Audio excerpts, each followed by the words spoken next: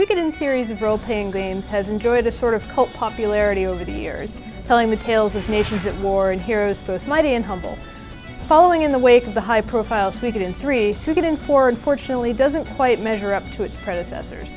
The game takes the series formula and alters it somewhat, reducing the number of allies in your party, adding a new ship travel and combat system, and doing away with Suikoden III's storytelling through multiple main characters. While the game keeps a nice cast of characters and a good narrative, the added tedium present in some of the new elements will likely restrict Suikoden IV to the series' most hardcore fans. A major attraction of the Suikoden series to fans has been the large and fairly diverse cast of characters that you can recruit to your cause, the 108 Stars of Destiny. Suikoden IV doesn't disappoint in this regard, as you'll make friends out of pirates and ninjas, knights and magicians, aspiring journalists, mermaids, cat people, shopkeepers, and the requisite handful of lazy bums who have nothing better to do than to join up with you.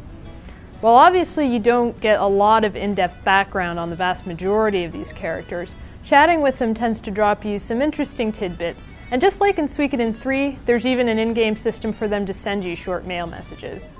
It's fun just meeting characters as you go along, knowing that you'll eventually be able to win them to your cause, while wondering what you might have to do to eventually entice them to join you. One of the most frustrating things about Suikoden IV is trying to actually get anywhere. Since the game takes place across a series of islands separated by wide expanses of ocean, you'll be spending a lot of time on ships traveling hither and yon. These trips take up a disproportionate amount of playtime and will start to wear on your nerves pretty quickly. That's because the ships you control, regardless of size or build, all move abysmally slowly. They creep across the ocean at a snail's pace, and instead of making the world seem vast, it makes you wonder about what kind of crazy viscosity the Suikoden seawater has. The ships also handle rather badly. They don't like to turn, and trying to navigate around narrow channels to get to some ports is a real pain. Also, islands have an invisible barrier around them, so if you sail too close, you can suddenly find yourself forcibly turned nearly 90 degrees and pushed back out to sea, which is extremely irritating if you're just about to dock in a port it took you 30 minutes to reach.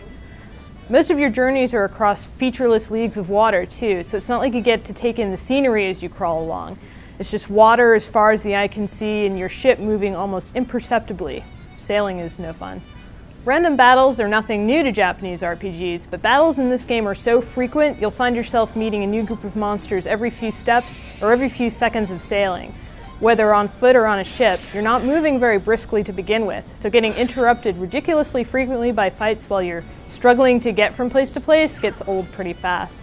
It's especially bad when you're on your boat, though, where trying to do something as simple as just turning your boat around 180 degrees ends up taking several minutes because you get thrown into battle twice. While not as in-depth or as tightly scripted as Suikoden III was, Suikoden IV still offers up a pretty interesting tale that does well to keep you hooked despite some of the game's annoyances. The main character in Suikoden games usually ends up with a rare magical artifact, one of the 27 true runes grafted to a part of his or her body. In this case, it's a particularly nasty rune. The Rune of Punishment is a deadly parasite that drains the life of whoever uses it. Once its host dies, the rune seeks out another person nearby to repeat the cycle anew. You're unlucky enough to get drawn into this miserable cycle, and the result is the gradual revelation of the rune's dark past set against a nice backdrop of war. So things are at least kept interesting. One of the biggest changes Suikoden IV makes to the series formula is with its battles. Instead of the traditional 6-person party that the series has always featured, in this game you have only 4 party members. Shrinking the size of your party simplifies battle somewhat, but that's not necessarily all that desirable in a series that's always focused on factions at war.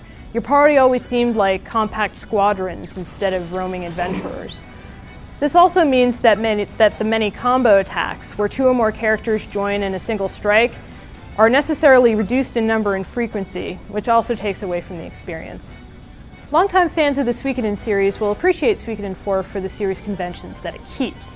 However, even those fans will have to contend with the tedious ship travel and high enemy encounter rate, running through a tale that's not quite as deep as previous installments. Fervent RPG and Suikoden fans will enjoy this game if they can summon the patience, but anyone lukewarm about this title should consider just leaving it on the shelf.